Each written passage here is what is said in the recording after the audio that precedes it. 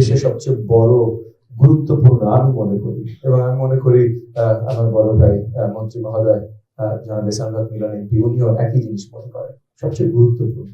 আমরা এটার মন্ত্রী হয়েছে বলে না, বাট আমরা এটা মনে করি বলেই হয়তো মাননীয় প্রধানমন্ত্রী আমাদেরকে এই মন্ত্রণালয়ের দায়িত্ব দিয়েছেন। কারণ শিক্ষাটা যদি আমরা ঠিকভাবে সাজাতে না পারি, তাহলে পুরো দেশ গঠনে আমরা কিছু করতে পারবো না। আপনি একটা বিল্ডিং দাঁড়া করাবেন, আপনি ফাউন্ডেশন তৈরি করেননি, আপনি কত উঁচা বিল্ডিং করবেন, কোনো লাভ হবে না। তো শিক্ষাটা হলো ফাউন্ডেশন। এই ফাউন্ডেশনের দায়িত্বটা আজকে আমরা এখানে যারাই আছি, শুধু আমি এবং মাননীয় মন্ত্রী মহোদয় না, আমরা এখানে যারাই আছি আমাদের সবার দায়িত্ব এই শিক্ষা, এই অবকাঠামো, যেটার ভিত্তিতে আমাদের দেশ সামনে দাঁড়াবে মাথা উঁচু করে, পুরো বিশ্বব্যাপী পরিচিতি নেবে, সেটার দায়িত্ব আমাদের। এটা খুবই খুবই গুরুত্বপূর্ণ দায়িত্ব।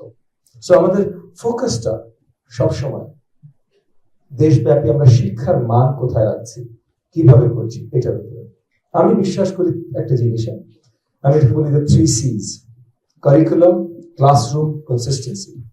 কারিকুলাম, ক্লাসরুম, কনসিস্টেন্সি, এই 3টা জিনিস যদি থাকে, আমি মনে করি আর অনেক খুঁটিনাটি থাকবে, বাট বড় দাগে যদি এই 3টা জিনিস আমরা ভালো মাপের করতে পারি, কারিকুলাম যদি ভালো হয়, ক্লাসরুমে যদি সেটা শিক্ষাদানটা ঠিকভাবে হয়, এবং পুরো দেশব্যাপী যদি এটা কনসিস্টেন্ট হয়, যেন আমাদের দেশে 27টা ভিন্ন ধারা আছে, মাদ্রাসারই 5টা ভিন্ন ধারা আছে, ইংলিশ মিডিয়াম স্কুল আছে, বাংলা মিডিয়াম স্কুল আছে, টেকনিক্যাল আছে, অনেক কিছু আছে, এই সবগুলোতে আমাদের কনসিস্টেন্সি নিয়ে আসতে হবে।